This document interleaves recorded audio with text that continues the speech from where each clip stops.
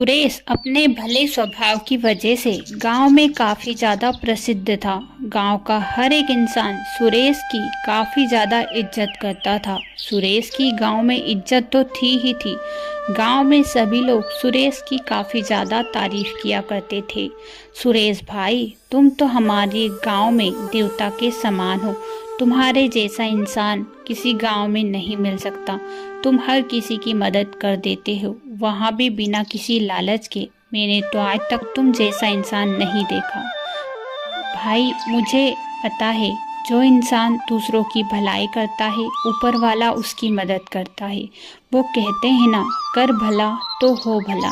यही कहावत बिल्कुल सही है और मैं इसी पर चलता हूँ। इसीलिए तो मैं लोगों की मदद करता हूँ। लोगों की मदद करना मुझे काफ़ी ज़्यादा अच्छा लगता है। वो तो पता है भाई, लेकिन दिल भी तो होना चाहिए ना। हर किसी इंसान का दिल तुम्हारे जैसा नहीं हो सकता कि वह लोगों की मदद करे। सुरेश की लोग काफ़ी ज़्यादा तारीफ करते थे, लेकिन इस वजह से प्रताप उस पर काफ़ी ज़्यादा जलता था। ये सुरेश की तारीफ हर जगह होती रहती है। जिस इंसान को देखो बस सुरेश की ही तारीफ करता रहता है। आखिर सुरेश ऐसा करता ही क्या है? लोगों की मदद ही तो करता है। मुझे ना ये अच्छा नहीं लगता। सुरेश से ही जाकर बात करनी होगी। अगर मैंने इसके कान भर दिए तो यहाँ लोगों की मदद नहीं करेगा। अगर लोगों की मदद नहीं की तो लोग इससे ईर्ष्या करने लगेंगे। मुझे सुरेश को ही जाकर समझाना होगा। अब क्या था, प्रताप सुरेश के घर जाता और कहता है, सुरेश भाई, तुम गांव के लोगों की इतनी मदद करते हो, फिर भी गांव के लोग कौन सा तुम्हारा एहसान मानते हैं। मुझे लगता है कि तुम्हें गांव के लोगों की मदद करना बंद कर देना चाहिए। भला करने से क्या फ़ायदा जब कोई इंसान अपना एहसान ही ना माने। मुझे इससे कोई फ़र्क नहीं पड़ता कि कोई इंसान मेरा एहसान माने या नहीं।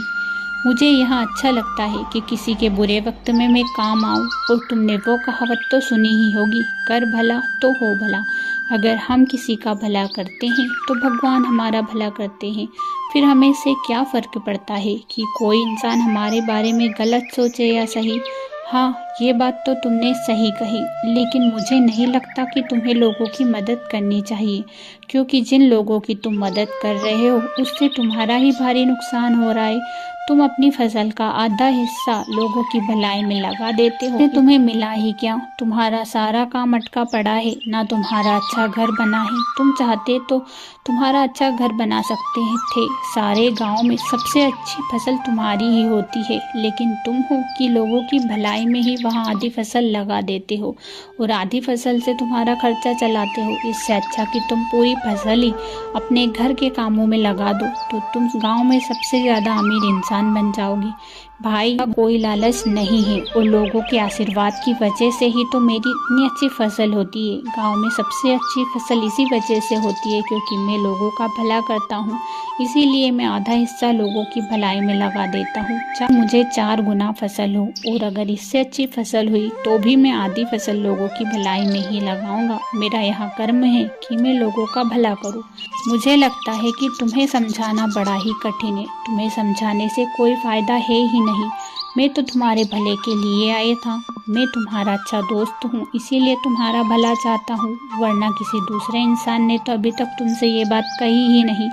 मुझे पता है प्रताप कि तुम मेरे अच्छे दोस्त हो, मेरा भला चाहते हो, लेकिन फिर भी मुझे यह बात अच्छी नहीं लगती कि तुम मुझसे दोबारा ऐसी बात करो। मैं लोगों का हमेशा भला करता आया हूँ और मैं लोगों का भला करता रहूँगा। मुझे इससे फ़र्क नहीं पड़ता कि लोग मेरे बारे में यह क्या सोचते हैं।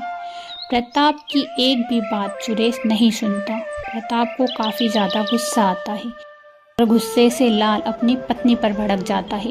तुमसे कितनी बार कहा है कि मेरी काम में टांग मत अड़ाया करो। मैंने कहा था कि सुबह मुझे गोभी की सब्जी चाहिए, लेकिन तुमने मुझे गोभी की सब्जी बनाकर नहीं दी और अब पता नहीं क्या खाना बना रही हो। ए जी, आप इतना गुस्सा क्यों हो रहे हो? मुझे लगता है कि किसी कारण से आप बहुत ही गुस्सा हो और वहाँ गुस्सा मुझ पर उतार रहे हो। आपने सुबह गोभी की सब्जी की बोला था तो गोभी की सब्जी ही तो बना रही हो, फिर गुस्सा होने की क्या ज़रूरत है? वो मुझे पता है, लेकिन मेरे दोस्त सुरेश की वजह से मैं काफ़ी ज़्यादा गुस्से में हूँ। उसी की वजह से मेरी यहाँ हालत है। लेकिन हो क्या गया है, मुझे पूरी बात तो बताइए, तभी तो मुझे पता लगेगा कि आपके साथ क्या घटना हुई है और तभी तो मैं उसका पता लगा पाऊंगी। तुम क्या पता लगाओगी? मेरा दोस्त सुरेश लोगों का भला करता है, जिससे गांव में उसकी काफ़ी ज़्यादा इज्जत है। सभी लोग उसे इज्जत देते हैं, लेकिन मुझे कोई इज्जत नहीं देता। मेरा व्यवहार अच्छा नहीं है, इस वजह से उसकी फसल भी अच्छी होती है और वह आधी फसल लोगों की भलाई में लगा देता है। वहीं पर मेरी फसल अच्छी नहीं होती, उसकी आधी फसल से भी कम फसल होती है मेरी। इसी वजह से मुझे अच्छा नहीं लग रहा। वह इतनी तरक्की कर रहा है, लेकिन मैं तरक्की नहीं कर पा रहा हूँ। ए जी, तो गुस्सा होने की क्या ज़रूरत है? मेरे पास एक इतना अच्छा रास्ता है, उस रास्ते से आप अपने दोस्त को पीछे रख सकते हो और आप खुद आगे बढ़ सकते हो। भाग्यवान, ये क्या बात कर रही हो? भला ऐसा हो भी सकता है क्या कि मैं उसे पीछे रख सकूं और खुद आगे बढ़ सकूं? हाँ हाँ, क्यों नहीं हो सकता। आपको अपने दोस्त को सेठ जी से लोन दिलाना होगा। अगर सेठ जी ने उसे लोन दे दिया तो सेठ जी ब्याज पर ब्याज लगा देंगे और उसकी ज़मीन हड़प लेंगे। इससे दोस्त सुरेश काफ़ी ज़्यादा पीछे रह जाएगा। उसके पास पैसे ही नहीं रहेंगे तो वह लोगों का भला कैसे करेगा? और अगर पैसे नहीं रहेंगे तो उसकी हालत ख़राब हो जाएगी और फिर आप आगे बढ़ जाना। अरे वाह, ये तो तुमने बड़ी ही अच्छी बात कही। लेकिन उसके ऊपर कर्ज नहीं है और उसके पास जितने पैसे आते हैं वहाँ लोगों का भला करता है, पैसे उसके पास होते ही है। तो फिर मैं ऐसी कौन सी चाल चलूँ जिससे कि वहाँ सेठ जी से उधार ले ले? उसकी पत्नी तुरंत कहती है, चिंता क्यों करते हो, वहाँ रास्ता भी मेरे पास है, लेकिन आप किसी और को यहाँ रास्ता मत दिखा देना। उसकी पत्नी मेघा उसके कान में कुछ बातें कहती है, जिसे सुनकर प्रताप काफ़ी खुश होता है। अरे वाह भाग्यवान, तुम जैसी पत्नी इंसान के पास हो तो हर कोई कांटे में भी रास्ता ढूंढ ही लेता है। अब तो मैं सुरेश को पीछे रख कर रहूँगा, चाहे कुछ भी हो जाए। तुरंत ही प्रताप सेठ जी के पास जाकर कहता है, सेठ जी, आपको पता है हमारे गांव में सबसे उपजाऊ ज़मीन है सुरेश की। सुरेश की ज़मीन इतनी उपजाऊ है कि वह काफ़ी ज़्यादा पैदावार देती है, लेकिन सबकी ज़मीन पर आपने कब्जा कर रखा है। सुरेश की ही ज़मीन पर आपने कब्जा नहीं किया, ऐसा क्यों?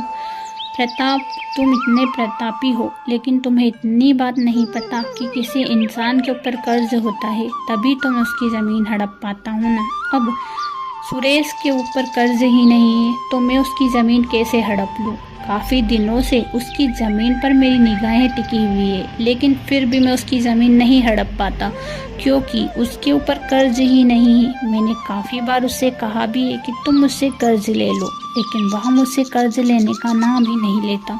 वह कहता है कि सेठ जी, मुझे कर्ज की ज़रूरत ही नहीं है, जब कर्ज की ज़रूरत होगी तो मैं ज़रूर आपसे कर्ज लूँगा। हाँ सेठ जी, ये बात तो आपने सही कही, लेकिन अगर आपको उसकी ज़मीन हड़पनी है तो मेरे पास एक अच्छा सा रास्ता है। अगर आप साथ दे दोगे तो हम दोनों ही मिलकर उसकी ज़मीन हड़प लेंगे। आप हड़प लेना और हाँ, उसके ऊपर ब्याज चढ़ा देना, जिससे आपको पैसे भी मिल जाएंगे और उसकी ज़मीन भी मिल जाएगी। अरे प्रताप, की कैसी बात कर रही हो? आखिर ऐसा कौन सा रास्ता है जिससे मैं सुरेश की ज़मीन हड़प पाऊँगा? सेठ जी, आप ध्यान से सुनिए। आपको तो पता ही है सुरेश लोगों का भला करता है और वह भलाई में काफ़ी ज़्यादा मशहूर है। इसके लिए आपको किसी ऐसी औरत को उसके पास भेजना होगा जो काफ़ी ज़्यादा गरीब है और जिसे पैसों की काफ़ी ज़्यादा ज़रूरत है और आज तक सुरेश ने उसे देखा तक नहीं है। और वह औरत उससे कहेगी कि उसकी बेटी की शादी, उसे धन की ज़रूरत है। आपको तो पता ही है कि अभी फसल नहीं बिकी, ना ही फसल आई है। इसी वजह से सुरेश के पास पैसे नहीं होंगे। इतने पैसे किसी के पास नहीं होते कि शादी हो सके। वह आपके पास आएगा और पैसे उधार मांगेगा, कर्ज लेगा और फिर आप उस पर ब्याज चढ़ा देना और थोड़े ही दिनों बाद उसकी ज़मीन हड़प लेना। यह रास्ता ऐसा है कि इससे आपको काफ़ी ज़्यादा फ़ायदा भी होगा और इससे आप उसकी ज़मीन भी हड़प पाओगे। तुमने तो बहुत ही अच्छा दिमाग लगाया, सच में तुम बहुत ही प्रतापी हो। अब यहाँ बात सुनकर तो मैं सुरेश की ज़मीन हड़प ही लूँगा, चाहे कुछ भी हो जाए। लेकिन क्या पता वहाँ मुझसे ही कर्ज ले या किसी और से कर्ज लेगा।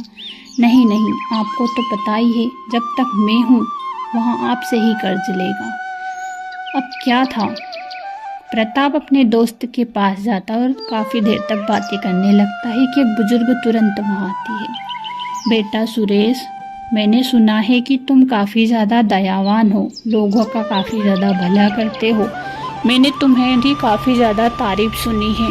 तुम्हें पता है मुझे पैसों की काफ़ी ज़्यादा ज़रूरत है, क्योंकि मेरी बेटी की शादी होने वाली है और एक दिन पहले ही चोरी हो गई है। मेरे पास इतने पैसे नहीं हैं। मैंने काफ़ी ज़्यादा लोगों से मदद मांगी, किसी ने मेरी मदद नहीं की, लेकिन सब ने एक ही रास्ता दिखाया कि सुरेश नाम का एक आदमी है जो लोगों का काफ़ी ज़्यादा भला करता है। अगर आप उसके पास जाओगी तो वह आपकी मदद ज़रूर करेगा। मैंने तुम्हारा काफ़ी नाम सुना है बेटा, मेरी मदद कर दो, मुझे पैसों की काफ़ी ज़्यादा ज़रूरत है। अगर तुमने मेरी मदद नहीं की तो मैं आज ही आत्महत्या कर लूँगी। बेटा मेरी मदद कर दो। सुरेश काफ़ी ज़्यादा चिंतित था क्योंकि उसके पास इतने पैसे नहीं थे। माँ जी, मैं आपकी मदद तो कर देता, लेकिन अभी मेरे पास इतने पैसे नहीं हैं। अगर मेरे पास ज़्यादा पैसे होते तो मैं आपकी मदद ज़रूर करता। तुरंत ही प्रताप कहता है, अरे तुम चिंता क्यों करते हो, हमारे सेठ जी हैं ना, उनसे तुम उधार पैसे ले लो, वहाँ तुम्हें उधार पैसे ज़रूर दे देंगे। और तुम्हारा नाम तो वैसे भी तुम्हारा नाम तो गांव में चलता है कि तुम कितने भले इंसान हो, तो सेठ जी तुम्हें पैसे देने से कभी इनकार नहीं करेंगे। हाँ हाँ, ये बात तो तुमने बिल्कुल सही कही प्रताप। अच्छा हुआ कि तुमने मुझे ये रास्ता दिखा दिया। अब मैं अभी सेठ जी से पैसे ले आता हूँ। तुरंत ही सुरेश सेठ जी के पास जाता और कहता है, सेठ जी मुझे कुछ पैसे की ज़रूरत है, आप अगर मुझे कुछ पैसे दे दोगे तो आपका बड़ा ही एहसान होगा। हाँ हाँ सुरेश, क्यों नहीं, तुम्हारा नाम तो इस गांव में काफ़ी ज़्यादा चलता है, तुम इस गांव में लोगों का भला करते हो, इसीलिए ना, तो फिर मैं तुम्हें उधार पैसे क्यों नहीं दूंगा, मैं ज़रूर तुम्हें उधार पैसे दूंगा।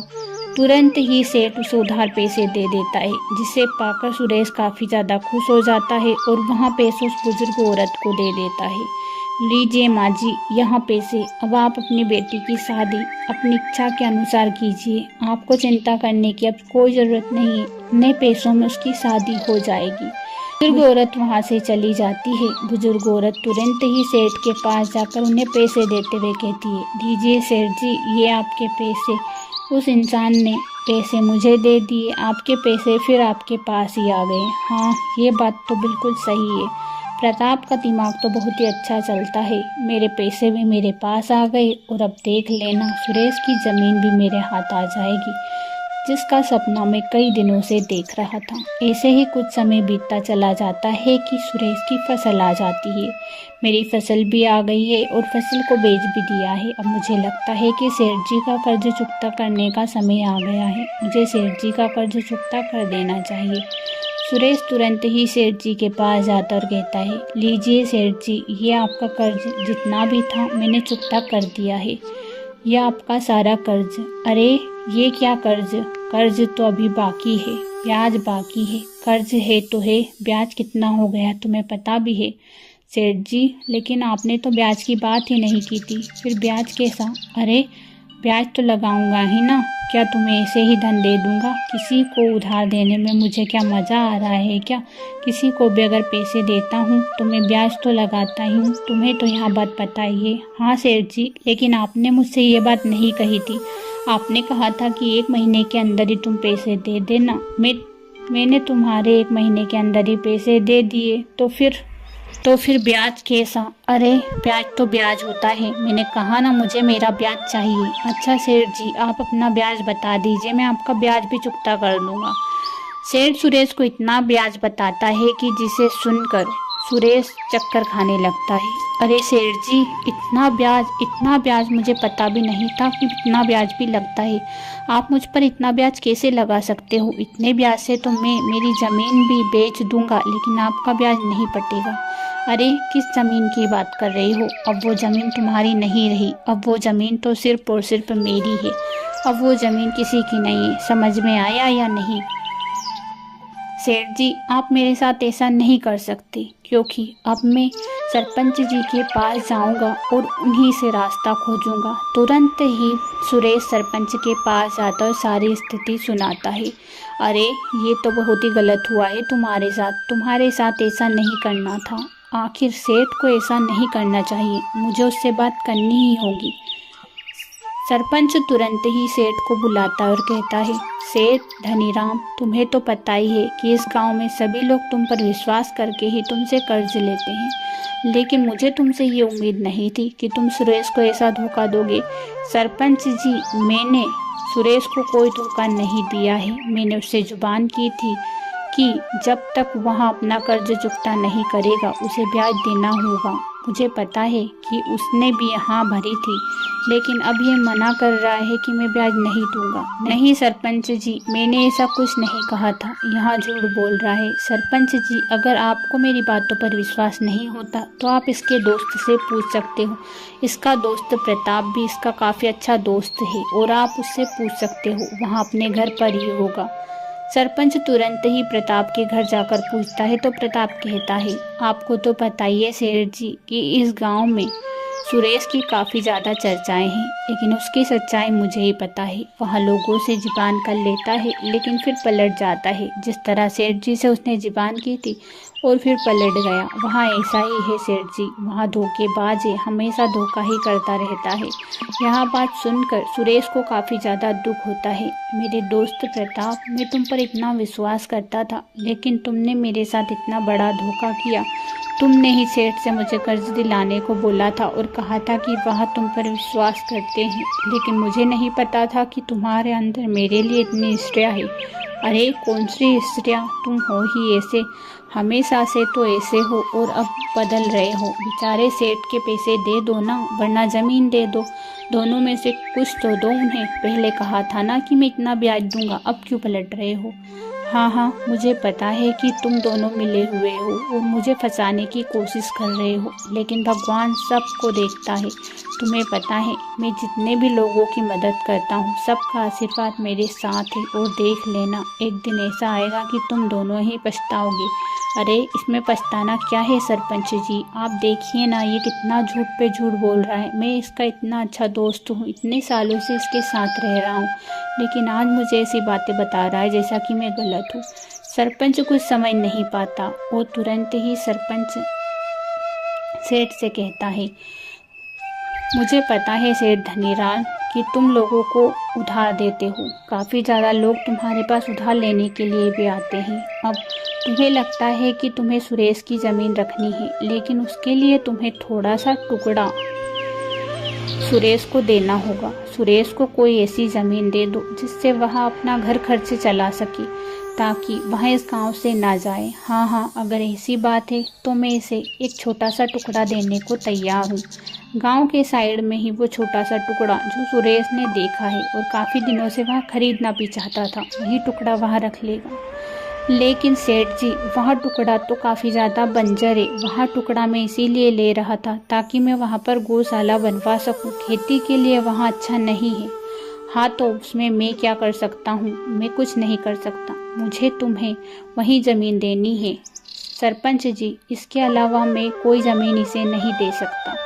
सरपंच कहता है, सुरेश, तुम्हें वही ज़मीन रखनी होगी क्योंकि तुमने सेठ से कर्ज लिया है। अब उसका कर्ज का भार तो तुम उतार नहीं सकते, इसीलिए तुम्हारी ज़मीन उसे देनी होगी और जो वह तुम्हें दे रहा है वही बंजर ज़मीन तुम्हें लेनी होगी। सुरेश उदास मुंह लटकाए हामी भर देता है। थोड़ी ही देर बाद वह अपने घर जाकर उदास हो जाता है। यहाँ देखकर उसकी पत्नी निधि कहती है, क्या हुआ जी, इतने उदास क्यों हो? आज तो बड़े दुखी लग रहे हो।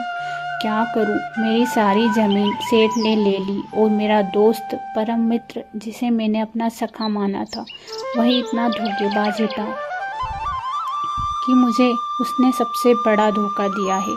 मैंने सोचा भी नहीं था कि मेरा दोस्त प्रताप मेरे पर इतना जलता है, उसके अंदर मेरे लिए इतनी ईर्ष्या है। मुझे आज दिखाई दी। तुम्हें पता है, वहाँ कभी भी यहाँ नहीं चाहता था कि गांव में मेरी तारीफ हो।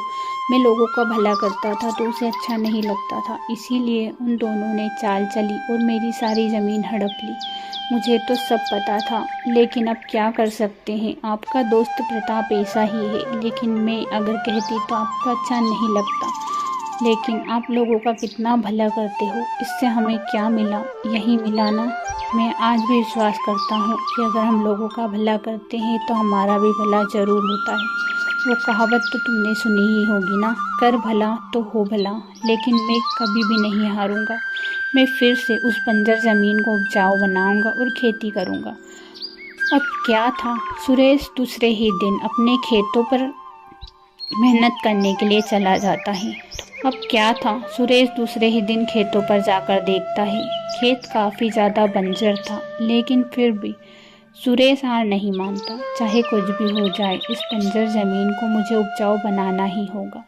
भले ही मेरे दोस्त उस सेठ ने मुझे धोखा दिया हो, लेकिन मेरी मेहनत तो मेरे पास ही है ना। अब देख लेना, वो दोनों खुद ही पछताएंगे। जैसे ही वह आगे बढ़ता है तो उसे सोने से भरा हुआ एक जैसे ही सुरेश आगे बढ़ता है तो सोने से भरा हुआ एक पेटी दिखाई देता है, जिसे देखकर सुरेश हैरान था। अरे ये क्या है? ये तो सोने से भरी हुई टोकरी है। इस पेटी से तो मैं काफ़ी ज़्यादा ज़मीन खरीद सकता हूँ। मुझे लगता है यहाँ खेतों में से ही निकली है। सुरेश काफ़ी ज़्यादा खुश हो जाता है। वह अपने घर जाकर अपनी पत्नी को वहाँ सब बताता है। देखो ना, कितनी बड़ी पेटी है। इस पेटी से तो हम कितनी ही ज़मीन खरीद सकते हैं। देखो ना, ये सोने से भरी पेटी मुझे खेतों में से मिली, और उसी खेत से जिस खेत को मैं बंजर समझता था। ये तो बहुत ही ज़्यादा सोना है। हाँ जी, ये बात तो बिल्कुल सही कह रहे हो। यहाँ तो काफ़ी ज़्यादा सोना है। इससे तो आप सैकड़ों ज़मीन खरीद सकते हो, और उस ज़मीन से भी ज़्यादा ज़मीन आपके पास हो सकती है। मैंने कहा था ना, लोगों का भला करने से ही मेरे साथ यहाँ हुआ है। कर भला तो हो भला, इसी के लिए मेरे साथ ऐसा हुआ है। यहाँ सारी चीज़ें प्रताप सुन रहा था। अरे, इसकी किस्मत तो फिर से चमक गई। इसके पास इतना सोना आ गया कि फिर से गांव का धनवान इंसान बन गया। वहाँ सेठ को जाकर यहाँ सारी बात बताता है। सेठ अपना सर पटकता है। प्रताप, तुम्हारी वजह से ही मेरी बंजर ज़मीन उसके पास गई। अगर आज उसके पास नहीं होती तो फिर वहाँ सोना मेरे पास होता। तुम्हारी ही गलती है प्रताप। दोनों काफ़ी ज़्यादा झगड़ने लगती है। दोनों में झगड़ा हो जाता है और फिर सेठ प्रताप की ज़मीन हड़प लेता है। इसी तरह प्रताप थोड़े ही दिनों बाद भुखमरी की स्थिति में आ जाता है, और कुछ ही दिनों बाद सेठ की भी सारी ज़मीन बिक जाती। इसी तरह दोनों की स्थिति काफ़ी ज़्यादा खराब हो गई थी। लेकिन इधर सुरेश की स्थिति काफ़ी ज़्यादा अच्छी थी। वह अपना अच्छा घर मकान तो बनवा ही लेता है, लेकिन लोगों का भला करना कभी नहीं छोड़ता।